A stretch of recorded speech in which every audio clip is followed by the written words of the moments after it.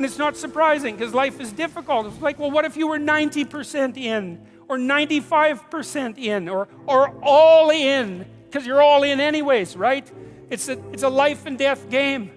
No one gets out of this. Everyone dies. You might as well commit yourself.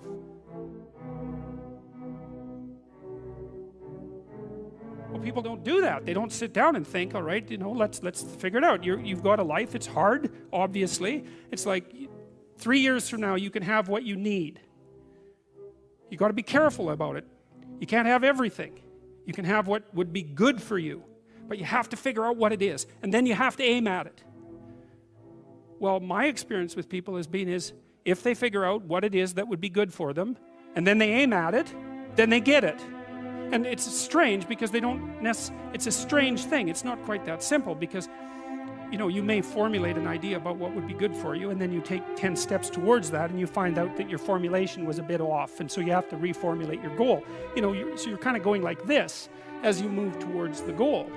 But a huge part of the reason that people fail is because they don't ever set up the criteria for success. And so, since success is a very narrow line and very unlikely, the probability that you're going to stumble on it randomly is 0. And so there's a proposition here, and the proposition is, if you actually want something, you can have it. Now the question then would be, well, what do you mean by actually want? And the answer is that you reorient your life in every possible way to make the probability that that will occur as certain as possible. And that's a sacrificial idea, right? It's like, you don't get everything. Obviously. But maybe you can have what you need. And maybe all you have to do to get it is ask. But asking isn't a whim or today's wish. It's like, you have to be deadly serious about it. You have to think, okay, like, I'm taking stock of myself. And if I was going to live properly in the world, and I was going to set myself up such that being would justify itself in my estimation, and I don't mean as a harsh judge, exactly what is it that I would aim at? And often people won't specify their goals too because they don't like to specify conditions for failure.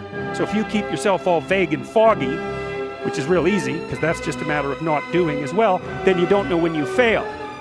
And people might say, well, I really don't want to know when I fail because that's painful. So I'll keep myself blind about when I fail.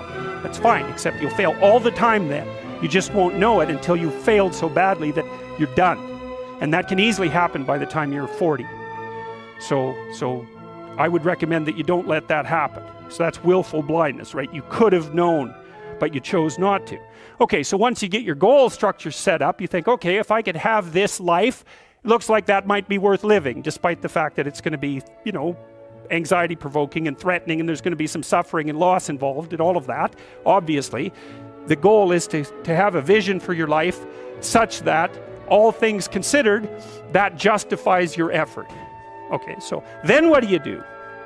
Well, then you turn down to the micro routines. It's like, okay, well, this is what I'm aiming for. How does that instantiate itself day to day, week to week, month to month? And that's where something like a schedule can be unbelievably useful. Google Calendar. It's like, make a damn schedule and stick to it. Okay, so what's the rule with the schedule? It's not a bloody prison. That's the first thing that people do wrong. They say, well, I don't like to follow a schedule. It's like, well, what kind of schedule are you setting up? Well, I have to do this, then I have to do this, then I have to do this, and then I just go play video games because who wants to do all these things that I have to do? It's like, wrong. Set the damn schedule up so that you have the day you want. That's the trick. It's like, okay, I've got tomorrow.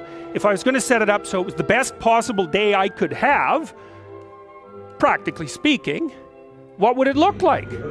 Well, then you schedule that. And obviously there's a bit of responsibility that's going to go along with that, because if you have any sense, one of the things that you're going to insist upon is that at the end of the day, you're not in worse shape than you were than at the beginning of the day, right? Because that's a stupid day.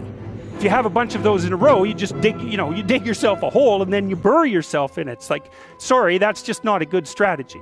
It's a bad strategy. So maybe 20% of your day has to be responsibility and obligation, or maybe it's more than that, depending on how far behind you are. But even that, you can ask yourself, okay, well, I've got these responsibilities. I have to schedule the damn things in. What's the right ratio of responsibility to reward? And you can ask yourself that, just like you'd negotiate with someone who is working for you. It's like, okay, you got to work tomorrow.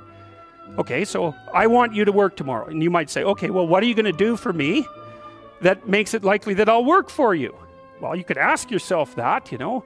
So maybe you do an hour of responsibility and then you play a video game for 15 minutes. I don't know, whatever turns your crank, man. But, you know, you have to negotiate with yourself and not tyrannize yourself. Like you're negotiating with someone that you care for, that you would like to be productive and have a good life. And that's how you make the schedule. It's like, and then you look at the day and you think, well, if I had that day, that'd be good. Great.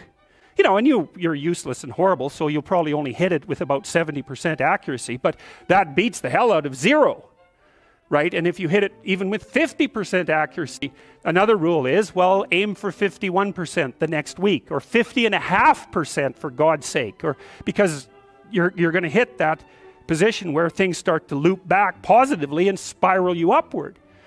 That's rule 1, right? To stand up straight with your shoulders back, is to take on the onslaught and to enter the contentious ring and to do more than your best, because your best isn't enough, because your best isn't as good as you could be. You have to push yourself past that, and that's, as far as I can tell, where you find what you need in life. You find the meaning that sustains you in life, and you find the patterns of action that redeem the world, both at the same time.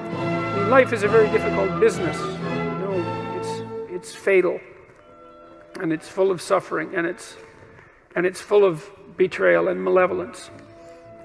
There's nothing about it that's trivial. It's all profound. And in order to find your way through all of that capacity for hellish experience, let's say, you need to develop a relationship with something that's profound. And you have that capacity. And so, what's the decision that you make? You know, you decide to believe. You know, it's a risk, an existential risk. It's an act of faith. You believe that the truth can set you free. You believe that people have an intrinsic divinity about their soul. You decide that you're going to live in that manner, and that you're going to let everything about yourself that isn't worthy of that goal die. And that might be almost everything that you are. And that's a terrible thing to contemplate. The only thing that's worse, I would say, is the alternative. Because the alternative is the sorts of hells that we managed to produce around us, and that we produced with particular expertise during the totalitarian regimes of the 20th century. And it would be a good thing if we decided collectively and individually not to go back there again. Thank you.